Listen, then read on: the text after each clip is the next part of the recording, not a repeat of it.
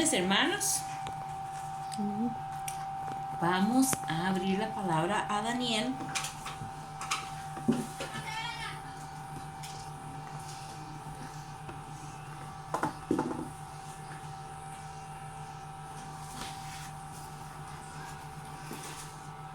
A Daniel capítulo 2. No lo pierdan de vista en esta noche.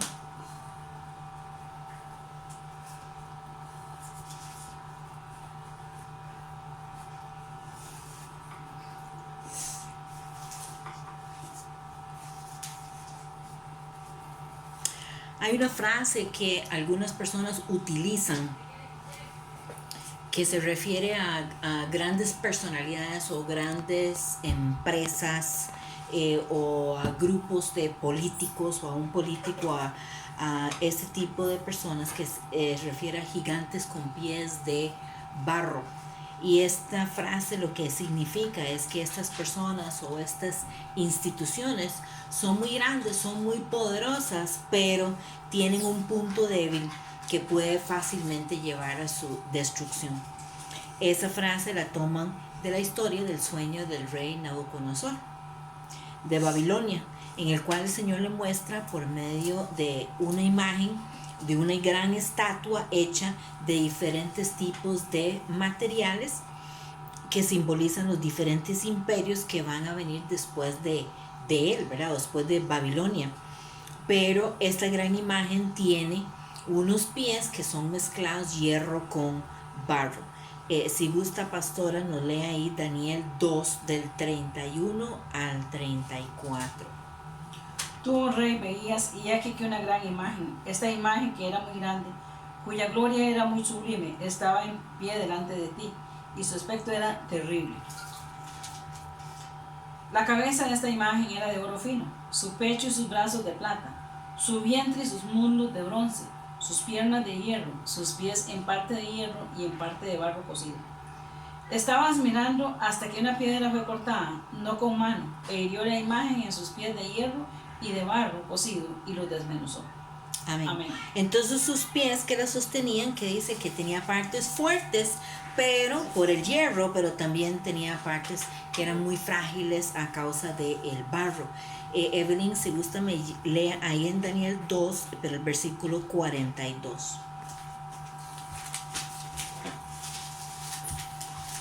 Y por ser los dedos de los pies en parte de hierro y en parte de barro cocido, el reino será en parte fuerte y en parte frágil.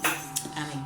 Entonces la fragilidad del barro en sus pies fue la que permitió que al ser golpeado con una piedra en los pies, estos se quebraran y entonces toda la estatua se viene abajo y es destruida.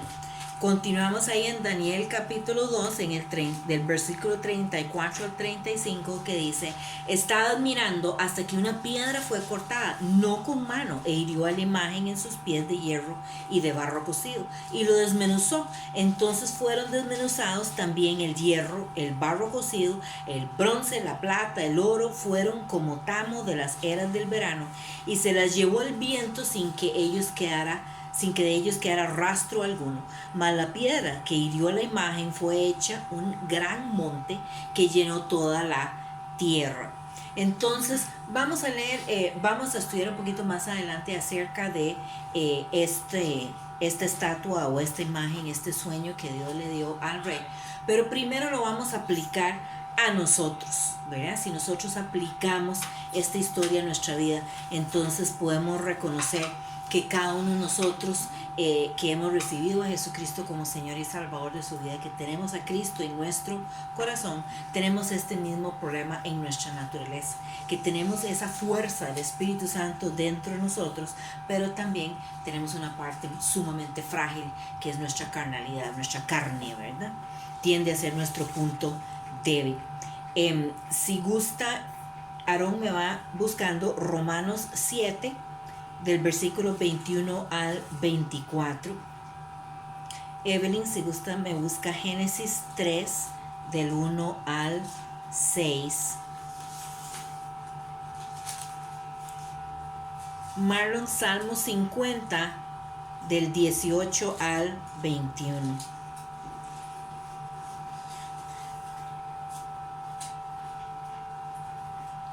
Pastora me busca Gálatas 6, 7.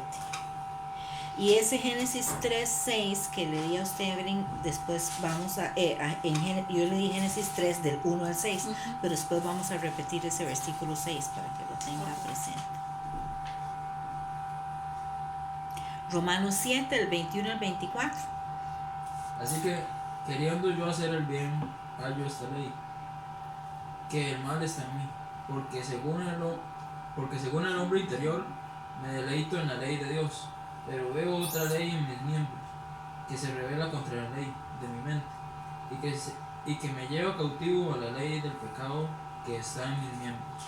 Miserable de mí, ¿quién me librará de este cuerpo de muerte? Gracias. No, hasta ahí. Sí, thank you. Todos en nuestro caminar diario tenemos que reconocer entonces que tenemos pies de hierro mezclado con barro, que tenemos un punto débil, ¿verdad? Y por eso es que nosotros no deberíamos nunca confiarnos. Puede ser que seamos nosotros muy fuertes, puede ser que tengamos mucho conocimiento, mucha experiencia, mucha habilidad, ¿verdad? Que nosotros tengamos ya mucho poder, mucha autoridad que Dios ha invertido en nosotros, pero no debemos de olvidar que tenemos pies de barro, ¿verdad? Que tenemos un punto débil que es nuestra carne, porque Satanás nunca se le olvida y siempre le está tirando justamente al punto débil que tenemos cada uno de nosotros. ¿Con qué fin? Pues con hacernos caer. ¿Y qué le pasó a la estatua? Que al quebrarse el barro, se cayó la estatua y ¿qué se hizo? Se desmoronó todo, hasta el hierro, hasta el bronce, hasta el oro, ¿verdad? Todo lo fuerte también se vino abajo. Entonces eso es lo que Satanás siempre va a estar tratando de hacer, que nosotros caigamos para que seamos destruidos. Veamos entonces por medio de la palabra cuáles son las 4 mentiras con las que el enemigo entonces hace caer en tentación y en pecado a Eva y Adán allá en el huerto del Edén, y veremos que estas mismas artimañas son los que está utilizando Satanás aún hoy en nuestra vida en la actualidad. Génesis 3 del 1 al 6. Pero la serpiente era astuta, más que todos los animales del campo que Jehová Dios había hecho, la cual dijo a la mujer: ¿con que Dios os ha dicho que no comáis de todo árbol del huerto? Y la mujer respondió a la serpiente: del fruto de todos los árboles del huerto podemos comer, pero del fruto del árbol que está en medio del huerto, dijo Dios: no comeréis de él ni le tocaréis, para que no muráis. Entonces la serpiente dijo a la mujer: no moriréis, sino que sabe Dios que el día que comáis de él serán abiertos vuestros ojos, y seréis como Dios, sabiendo el bien y el mal. Y vio la mujer que el árbol era bueno para comer, y que era agradable a los ojos, y árbol codiciable para alcanzar la sabiduría, y tomó de su fruto, y comió. Y dio también a su marido, el cual comió así como ella. Amén. Entonces vemos que habla el pasaje de un fruto prohibido, que para nosotros entonces representa que lo que a Dios no le agrada, que es el pecado, pero sin embargo el pecado la mayor parte de las veces se presenta como algo atractivo para nosotros, ¿verdad? Algo llamativo, y muchas veces se ve inofensivo, ¿verdad? Y hasta dulce, pero que sabemos que al final produce muerte, ¿verdad? Entonces la primera mentira que le enseña o que trata, que le aplica, es: desobedecer a Dios no traerá consecuencias en tu vida. Esa es la primera primicia que Satanás utiliza con Eva. Dios había dicho: si comen de ese árbol, ¿qué? Morirán, ¿verdad? Pero Satanás le dice: no, eso es mentira, no moriréis. No moriréis, no es cierto, no moriréis. Y Eva prefirió creer en la mentira del diablo que en la verdad de Dios. ¿Y qué nos dice la palabra? Que Dios todas las tardes se paseaba por el jardín para estar en comunión, en intimidad con Adán y Eva. Entonces no es que ellos no habían conversado con él. Entonces, ¿por qué le iban a creer más a Satanás que al mismo Señor? Sin embargo, sabemos nosotros que no podemos señalarlos, porque nosotros hacemos eso con frecuencia, ¿verdad? Y lo hacemos de muchas formas, Muchas veces nosotros vamos a consultar, el médico nos da un consejo, pero después la vecina dice, no, eso no es así. ¿Verdad? Eso no es así. No tiene ningún estudio en medicina, pero ella dice que comiéndose 3 ajos y parándose de cabeza, ¿verdad? Todas las mañanas a usted se le va a quitar algo. Y entonces, ¿qué hace la gente? Es que la vecina dijo. Pero ¿por qué vamos a creerle primero a la vecina antes de el médico si es un buen médico de su confianza? O sea, pero lo hacemos, ¿verdad? Entonces se repite, ¿verdad? Como lo hemos dicho en otras ocasiones, muchos cristianos entonces quieren vivir o quieren hacer de Dios un ídolo. ¿Y a qué me refiero a Dios como un ídolo? ¿Qué pasa con los ídolos? Los ídolos no ven, los ídolos no oyen, los ídolos no hacen nada. Y la gente pretende vivir su vida como si Dios fuera como un ídolo, como que Él no ve o Él no oye todo lo que nosotros estamos diciendo o haciendo en contra de su voluntad. Salmo 50 del 18 al 21. Si veáis al ladrón, tú correrías con él, y con los adúlteros era tu par. Tu boca metías en mal, tu lengua componía engaño. Tomabas asiento y hablabas contra tu hermano, contra el hijo de tu madre, ponías infamia. Estas cosas hiciste, y yo he callado. Pensabas que de cierto sería yo como tú, pero te reprenderé y las pondré delante de tus ojos. Amén. Entonces, ¿qué está diciendo el Señor? Te estoy viendo. Y estoy viendo que usted ve a un ladrón y ahí vas corriendo detrás de él. Ves adúlteros y ahí te sentás con ellos. Es lo que salen de su boca, sapos y culebras, ¿verdad? Su lengua engañando, porque pasas engañando a gente, ¿verdad? Hablabas, entonces chismorreabas y hablabas hasta su propio hermano, hijo de ver que salió de tu madre. Y no solamente chismorreabas, sino que dice ponías infamia, hasta le inventabas cosas que no eran ciertas. Y estas cosas que usted las está haciendo y yo estoy callado, ¿verdad? ¿Por qué? Porque usted pensaba que yo era como usted. Pero ¿qué dice? Te reprenderé y las pondré delante de tus ojos. Entonces Dios no es un ídolo que no ve y no oye, que no le ha caído un rayo y te ha partido en 2 o en 4, es por misericordia. Tenemos que tener claro que nuestros pecados entonces siempre traen consecuencias en algún momento, tarde o temprano, a nuestra vida. Gálatas 6:7. No os engañéis, Dios no puede ser burlado, pues todo lo que el hombre sembrare, eso también segará. Amén. Amén. ¿Cuál es el segundo punto que herramienta que Satanás trata de utilizar con Eva? Trata de presentarle el pecado como si fuera algo bueno, algo que es aceptable. Génesis 3:6. Y vio la mujer que el árbol era bueno para comer, y que era agradable a los ojos, y árbol codiciable para alcanzar la sabiduría, y tomó de su fruto, y comió, y dio también a su marido, el cual comió así como ella. Amén.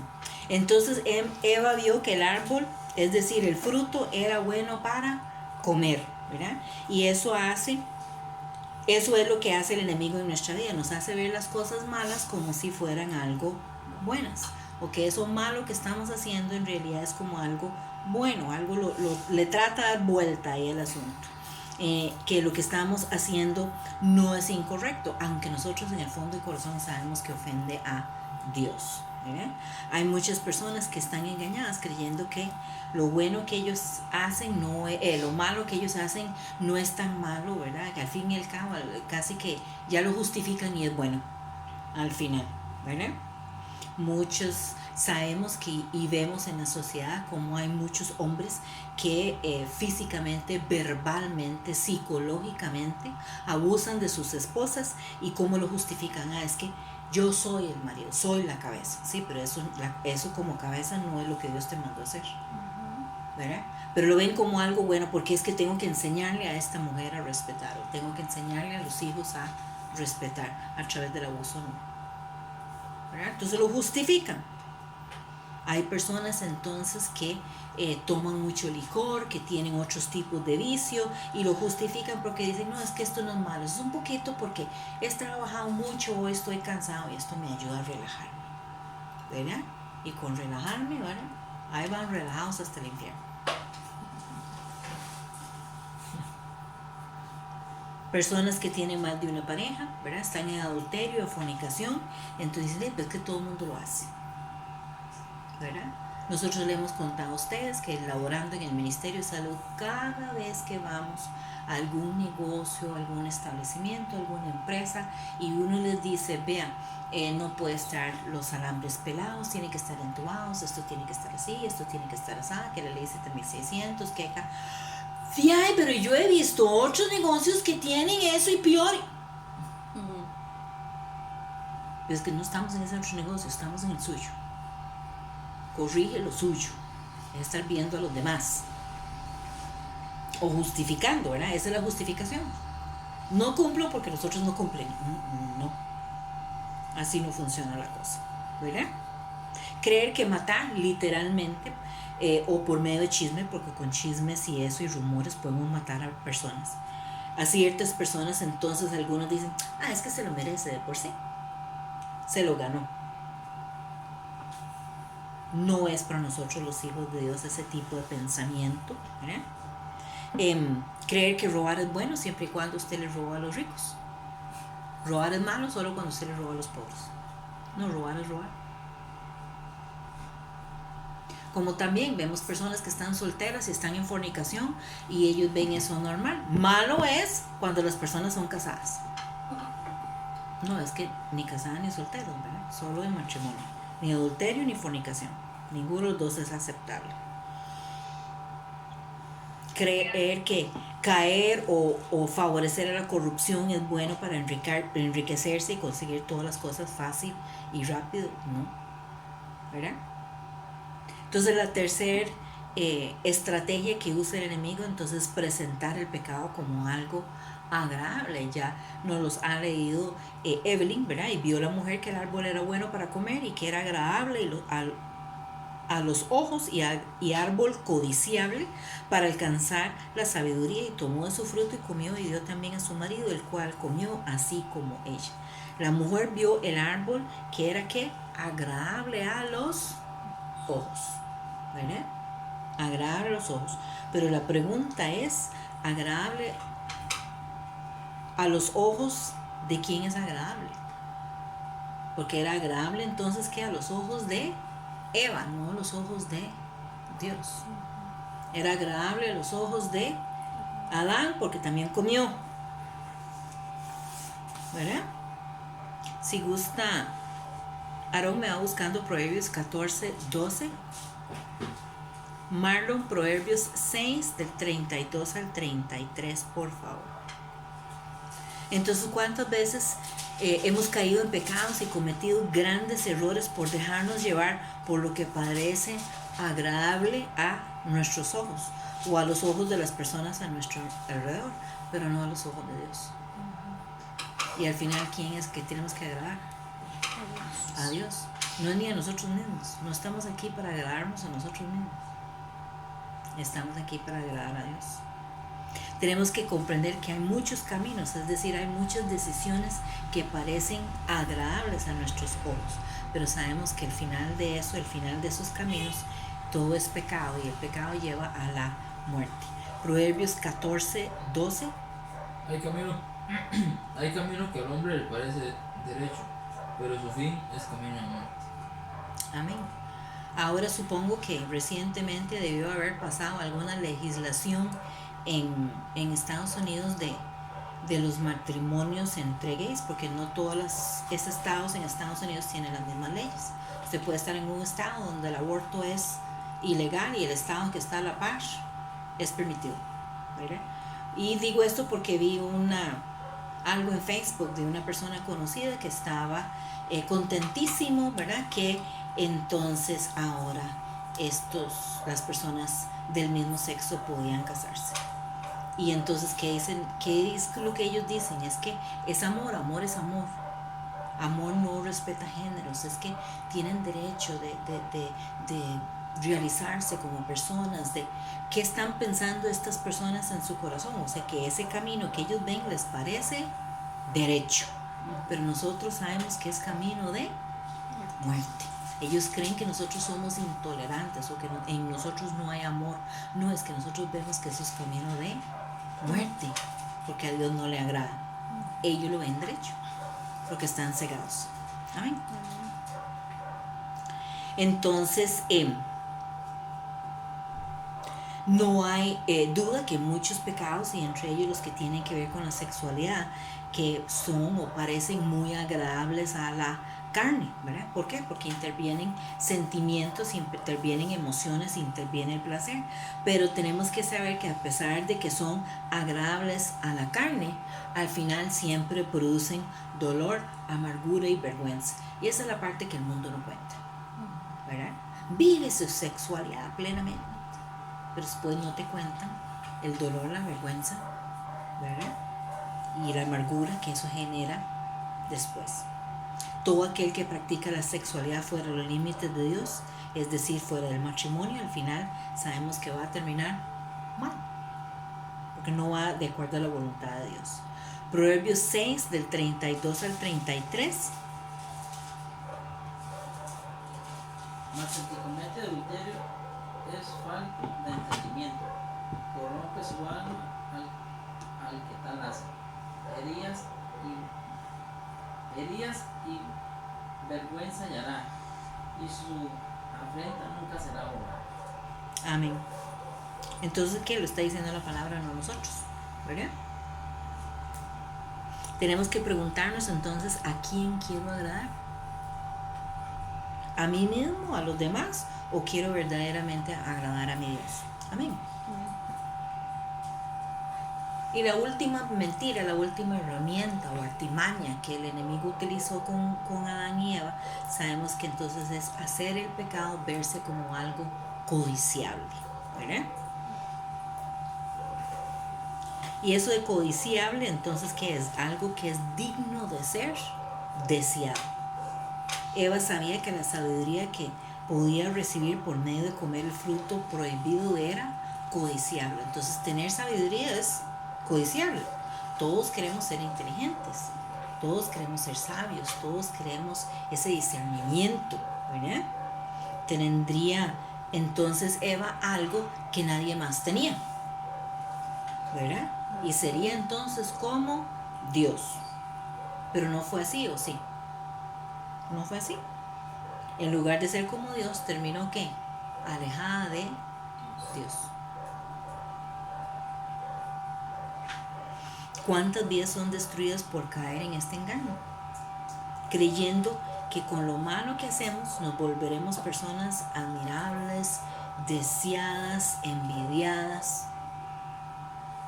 Cuidémonos de nuestros pies de barro y acerquémonos más al Señor y nos tenemos que fortalecer en Él. Amén. Pero entonces ahora regresémonos un momentito a ese sueño del rey Nabucodonosor. Porque es interesante, ¿verdad? Es interesante que Dios le dio esta revelación, que Dios le dio este sueño a un rey que es un gentil, eso es un pagano. Era el mismo, era la misma situación que pasó con Faraón en los días de José. Entonces es interesante que nosotros notemos eso, que vemos que el Señor le ha dado sueños, que el Señor le ha dado revelaciones a personas que no forman parte de su pueblo, ¿verdad? ¿Y por qué? Porque en ambos casos vemos entonces que Dios tiene que ese anhelo de comunicar su verdad que a todas las naciones sin distinción. Amén. Entonces le da esta revelación, le da este sueño a este varón. Regresémonos entonces ahí a Daniel capítulo 2. Si gusta Evelyn me lee del 1 al 3, Marlon me lee del 10 al 11 y Aarón me lee del 14 al 16. Daniel 2 del 1 al 3. En el segundo año del reinado de Nabucodonosor, tuvo Nabucodonosor sueños y se perturbó su espíritu y se le fue el sueño. Hizo llamar el rey a magos, astrólogos, encantadores y caldeos para que le explicasen sus sueños. Vinieron pues y se presentaron delante del rey. Y el rey les dijo: he tenido un sueño y mi espíritu se ha turbado por saber el sueño. Amén. Ok, entonces esto ocurre que en los primeros días, o en los primeros años, del gobierno del reinado de Nabucodonosor, ¿verdad? Y parece entonces que este sueño se le presentaba una y otra vez. ¿Y por qué decimos esto? Porque era recurrente los sueños, porque notamos que dice que para que le explicasen sus sueños, plural, ¿verdad? Entonces como que era lo mismo, y era algo tan persistente y tan majadero, ¿verdad? Que dice que se perturbó su espíritu y se le fue el sueño. Entonces seguro hasta lo asustaba, ¿verdad? A tal punto que ya el hombre no dormía con esto que él vio, ¿verdad? Entonces inmediatamente el rey manda a llamar a todos los hombres sabios. Sabemos que entonces, como digo, esto ocurre al principio del reinado de Nabucodonosor. Daniel ya está ahí. Probablemente no era todavía una figura conocida entre el pueblo, pero lo tenían dentro de el grupo de los sabios, ¿verdad? Y entonces manda llamar a todos los hombres sabios que él tiene a su servicio para que le aclaren el significado de este sueño. Sabemos entonces que este grupo de sabios era formado por diferentes personas. Algunos eran magos, algunos eran astrólogos, ¿verdad? Algunos eran encantadores, leían cartas, qué sé yo, otros de los caldeos, pero venían que de todas las naciones que Nabucodonosor había entonces conquistado. Y sabemos que igual que hizo con Daniel y con los muchachos, conquistaron a Israel, entonces tomaron lo bueno para ellos sacarle jugo, ¿verdad? Sacarle provecho de eso. Entonces se trajeron a estas personas que supuestamente eran sabias, que supuestamente eran conocedoras. Pero ¿qué fue lo que pasó? Que traen un grupo de ellos, no a Daniel, Daniel no iba con ellos al principio, sino que trae estos sabios y resulta que son incapaces, ¿verdad?, de interpretar el sueño. Daniel 2, del 10 al 11. Los caldeos respondieron delante del rey y dijeron: no hay hombre sobre la tierra que pueda declarar el asunto del rey. Además de esto, ningún rey, príncipe ni señor preguntó cosa semejante a ningún mago, ni astrólogo, ni caldero. Porque el asunto que el rey demanda es difícil. No hay quien lo pueda declarar al rey, salvo los dioses cuya morada no es con la carne.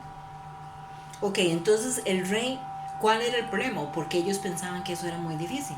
Porque no solamente el rey quería que le interpretara el sueño, quería que le interpretara el sueño sin decirles cuál era el sueño, ¿verdad? Porque el rey recordaba que él había soñado algo. Y yo creo que a todos nos ha pasado, que hemos tenido un sueño que sabemos o que era muy bonito o que era muy feo, pero nos despertamos y ya era como, ¿y qué era? Sabemos, tenemos como un recuerdo, soñé algo muy bonito, soñé algo muy feo, pero ¿qué era? ¿De qué se trataba? No me acuerdo, no sé.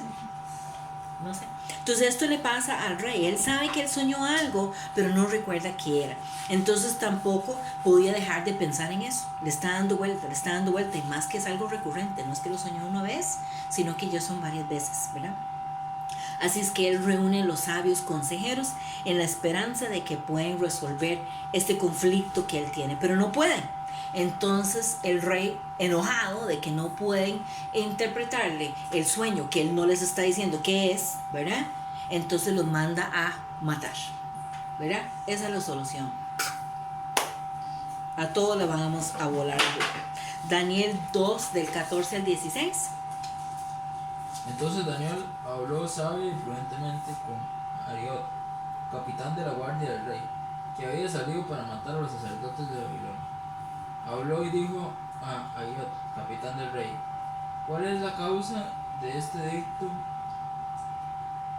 ¿Cuál es la causa de este? ¿De qué? De que este edicto se publique de parte del rey tan apresuradamente. Entonces Ariot respondió, hizo saber a Daniel lo que había. Y Daniel entró y pidió al rey que le diese tiempo y que le mostraría la interpretación al rey. Amén. Entonces Daniel estaba en otro lado, él no se da cuenta de esto. Él simplemente ve que publican, ¿verdad? Que que los van a matar a todos, y le pregunta a Dios, ¿qué está pasando aquí? ¿Qué está pasando aquí? ¿Por qué pasó esto? ¿Qué fue? ¿Qué sucedió? Y a Dios le cuenta. Entonces va Daniel y le pide al rey entonces que le dé un tiempo, ¿verdad? Que le dé un tiempo para él entonces darle al rey esta interpretación, ¿verdad? Entonces a Daniel le toma todo este asunto por sorpresa, por supuesto. Él no sabía nada de lo que había sucedido en la corte con el rey. Pero sin embargo, aunque estuviera o no estuviera ahí, él también va entre la cola de los que van a ser ejecutados, y podemos asumir que los otros 3 también van a ser ejecutados. Entonces, de una manera muy sabia, él le pide a Dios que le explique entonces lo que está pasando, y una vez que se entera, se ofrece a interpretarle el rey a Nabucodonosor. Entonces, cuando su vida peligraba, porque en este momento su vida está en peligro, ya el edicto está publicado, ya no hay marcha atrás, ¿verdad? Van a ser matados, porque ninguno puede interpretar el sueño que nadie sabe qué fue, ¿verdad?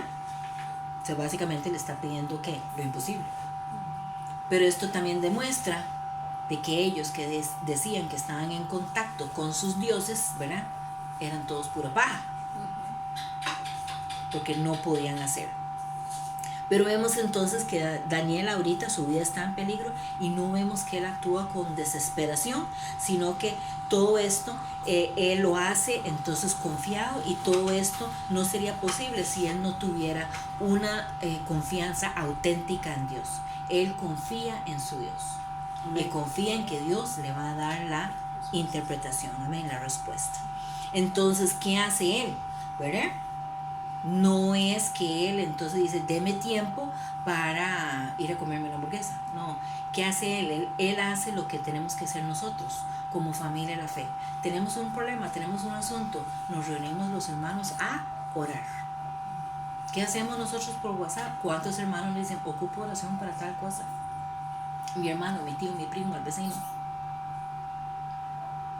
Porque estamos pensando en esta situación, o porque alguien nos ha pedido que oremos. Para eso es la familia de la fe, ¿verdad? Entonces, ¿qué hace Daniel? Él se va donde sus compañeros y pide entonces que se reúnan para orar juntos acerca de esta situación. Entonces el versículo 17 y 18 dice: luego se fue Daniel a su casa e hizo saber lo que había Ananías, Misael y Azarías, sus compañeros, para que pidiesen misericordias del Dios del cielo sobre este misterio, a fin de que Daniel y sus compañeros no pereciesen con los otros sabios de Babilonia, ¿verdad? Entonces resulta claro que ni Daniel ni sus compañeros pensaron que ellos iban a responderle al rey en su carne, en su persona. Ellos estaban confiados de su propia sabiduría, no estaban confiados en su propia capacidad, sino que ellos sabían que ellos necesitaban de Dios, dependían de Dios, ¿verdad? De algún modo, en este punto, estaban de acuerdo con los sabios de Babilonia cuando ellos dijeron que lo que el rey estaba demandando no era posible, que ningún hombre pudiera declararlo. Sí, ningún hombre por sí solo lo iba a poder hacer, solamente Dios. Pastora, si gusta nos lea ahí en Daniel 2, del 36 al 45, por favor.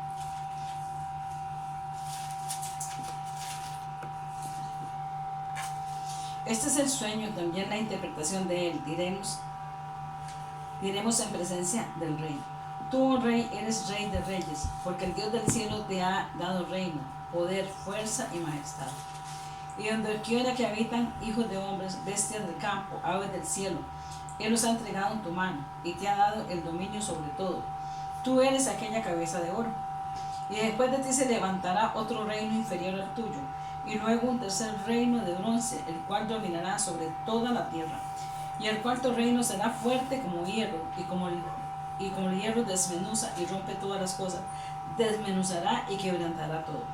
Y lo que viste de los pies y dedos, en parte de barro cocido de alfarero y en parte de hierro, será un reino dividido, mas habrá en él algo de la fuerza del hierro, así como vistes hierro mezclado con barro cocido. Y al ser los dedos de los pies en parte de hierro y en parte de barro cocido, el reino será en parte fuerte y en parte frágil. Así como vistes el hierro mezclado con barro, se mezclarán por medio de alianzas humanas. No se unirán el uno con el otro, como el hierro no se mezcla con el barro. En los días de estos reyes, el Rey Dios del cielo levantará un reino que no será jamás destruido, ni será el reino debajo a otro pueblo. Desmenuzará y consumirá a todos estos reinos, pero él permanecerá para siempre. Y de la manera que viste que del monte fue cortada una piedra, no con mano, lo cual desmenuzó el hierro, el bronce, el barro, la plata y el oro, el gran Dios ha mostrado al rey lo que ha de acontecer en lo porvenir. El sueño es verdadero y fiel, y su interpretación. Amén. Amén. Entonces Daniel pasa ahora a darle al rey la interpretación del sueño, ¿verdad? Le explica qué era, le dice qué fue lo que soñó. Usted soñó esto, y esto es lo que significa, ¿verdad? Entonces, la enorme estatua de que Nabucodonosor había visto en sus sueños y que estaba compuesto por diversos materiales y diversos metales, representaba que los gobiernos mundiales que de un modo u otro habían de influir en los asuntos del pueblo de Israel. Y todo esto nosotros...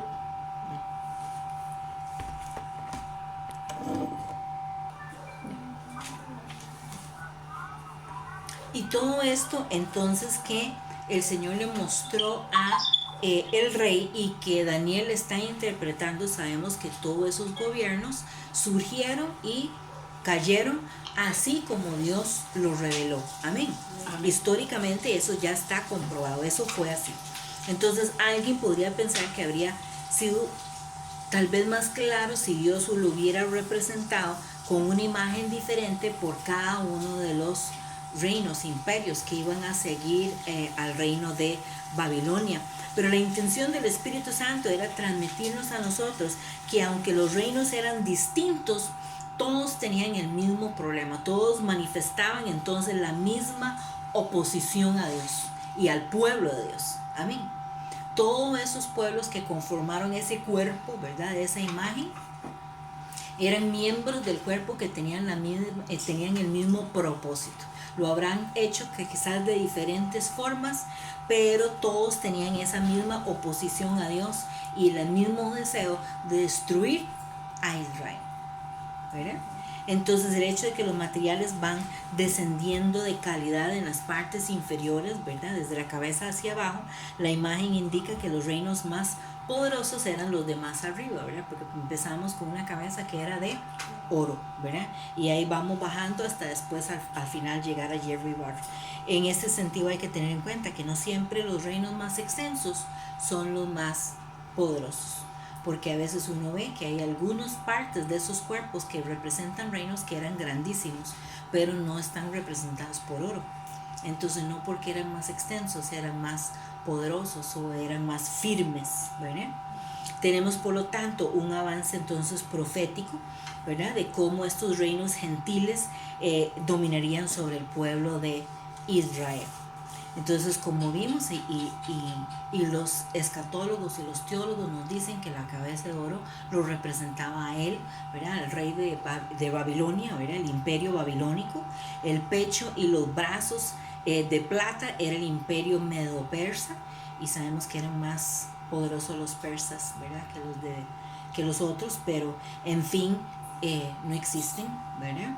Sabemos que ahora donde era Persia es una parte de lo que es Irán e Irak, pero ya no existen ellos como imperio, ¿verdad? Como potencia mundial que fueron en algún momento. El vientre y los muslos de bronce, el imperio griego, y sabemos que los griegos, ¿verdad? Tenemos muchas cosas en lo que es idioma y lectura y arquitectura y eso que el mundo ha heredado de los griegos, pero los griegos como tal, existe el país Grecia, pero no existen como potencia mundial que en algún momento fueron, ¿verdad? Fueron del verbo ya no, ¿verdad? Y las piernas y los pies de hierro y de barro cocido, entonces sabemos que representa el imperio romano. Y entonces hasta la historia habla de que el imperio romano llegó a superar el imperio griego tal vez en fuerza o en extensión, pero no en cultura. Entonces, y hasta los griegos consideraban a los romanos sumamente incultos, y los romanos admiraban la cultura de los griegos. Entonces igual, no porque sea más grande significa que es más poderoso. ¿Verdad? Entonces las piernas y los pies de hierro y de barro cocido, entonces que como dijimos representa el imperio romano. Ellos se extendieron su control por todo el territorio o en todo en torno al mar Mediterráneo. Daniel dice que sería un reino fuerte como hierro, ¿verdad? Y efectivamente lo fue. El imperio romano sobresalió por su fuerza, ¿verdad? Sobre la fortaleza de su ejército, de sus leyes, de su organización política, ¿verdad? También fue cierto lo que se dijo en cuanto a desmenuzará y quebrantará todo. El imperio romano tuvo mayor fuerza que los imperios precedentes y literalmente desmenuzó países. Sabemos que muchos imperios hacen eso. Los rusos con la Unión Soviética se llamaba Unión Soviética. ¿Por qué? Porque ellos iban conquistando países que o se unen, ¿verdad? Pero me contaba una doctora ucraniana que ella obviamente tuvo que aprender a hablar y leer y todo en ruso, pero que Ucrania mantenía su idioma original, que ella lo entendía cuando sus padres lo hablaban, pero que ella no sabía escribir. Pero que ella explicaba que los rusos habían países que ellos conquistaban que tal vez no les gustaba el idioma que la gente hablaba ahí, entonces quedaba eliminado. Entonces hubo muchos pueblos que perdieron hasta su idioma, ¿verdad? Y este tipo de cosas era lo que también hacían entonces los romanos. Pero vemos entonces ahí que el profeta añade que comenzaría siendo de hierro y que paulatinamente se iría degradando hasta ser en parte de barro cocido de alfarero y en parte de hierro. ¿Qué está diciendo entonces? ¿Qué está diciendo Dios a través de Daniel? Que entonces esto iba a ser o se iban a convertir en un reino dividido, ¿verdad? Y la cual también fue cierto. Entonces sabemos que en algún momento el imperio romano se dividió de tal manera que hasta tenía dos capitales, que era Roma y Constantinopla, ¿verdad? O sea, se dividió. Todo lo que Dios nos dice es cierto, ¿verdad? Y al terminar su sueño, entonces Nabucodonosor había visto cómo había una piedra y que esta piedra se estrellaba contra la estatua, ¿verdad? Contra la imagen y la destruye. Y uno dice, ¿cómo va a destruir si tiene, ¿verdad? Tiene oro, tiene plata, tiene bronce, tiene hierro, ¿verdad? Pero esa pequeña partecita de barro, ¿verdad? Entonces él ve cómo la destruye y Daniel explica que esto ocurre que en los días de estos reyes, ¿verdad? Lo que seguramente se refiere al tiempo final del último imperio. En cuanto a la piedra que destruye la imagen, nos dice en ese pasaje, si usted lee, fue cortado no con mano, nos dice en el versículo 34. Entonces esto no es cualquier piedra, ¿verdad? Porque no fue cortado no con mano, o sea, no a través de un ser humano. Entonces, es decir, la imagen no fue derribada por mano humana. Esta roca entonces hace referencia que al Mesías. Se hace referencia, esta piedra hace referencia a Jesús. Y en las escrituras es frecuente comparar a Jesús que con la roca. Y Él es la roca de nuestra salvación. Amén. Amén. Por todo esto, entonces esta piedra no habría de tener nada en común con los reinos anteriores. No es que fue que uno de los reinos se dividió y salió esta piedra. Esta piedra nada tiene que ver con la imagen. Entonces no tiene nada que ver con estos países, estos imperios. No tiene nada que ver con los materiales que está construido esta estatua, ¿verdad? Nada que ver. Nada que ver. No forma parte de la imagen. Nos dice que esa piedra fue cortada de una roca. Y en la segunda venida del Señor, esta piedra, como sabemos, herirá de la imagen y se convertirá en una gran montaña. Dice que se convierte en monte. Porque esto es importante para nosotros, porque a veces nosotros leemos y hay ciertas cosas que al momento no entendemos. Pero el hecho de que se convierte en monte, o el monte en la palabra, representa reinos. Entonces una montaña representa un reino. Que dice que esta piedra se convierte en monte, o sea, se convierte en reino. ¿Verdad? Entonces ahora podemos apreciar el enorme contraste entre la estatua que vio Nabucodonosor y el gran monte que llenó toda la tierra, que dice ahí en Daniel 2:35. ¿verdad? Esa piedra se convirtió en un gran monte. Y ese gran monte que hizo, llenó toda la tierra. ¿Okay? Entonces, otro detalle importante es que la piedra que dice vino rápidamente. Él lo ve en el sueño que viene rápidamente sin aviso ninguno. No supo Nabucodonosor ni de dónde salió la piedra. Y esto tiene lugar que en la segunda venida de Cristo.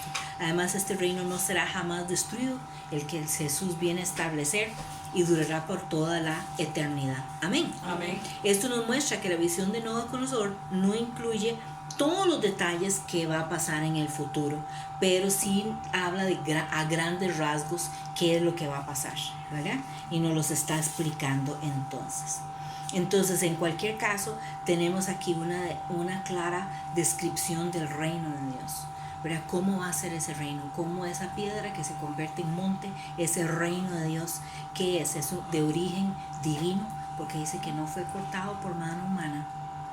Entonces, su origen es divino. En cuanto a su extensión, ¿qué dice? Llenará toda la tierra, se abarcará toda la tierra. Y en cuanto a su duración, es eterno. El Mesías, la roca, destruirá todos los reinos y todos los imperios terrenales y reinará con justicia junto con sus santos. Y entonces cuide usted y cuídeme yo, que el barro de nuestros pies no nos haga caer y estemos listos para la venida del Señor, que está pronto, está a las puertas. Que el Señor añade bendición a su palabra y nuestra pastora con nosotros. Amén.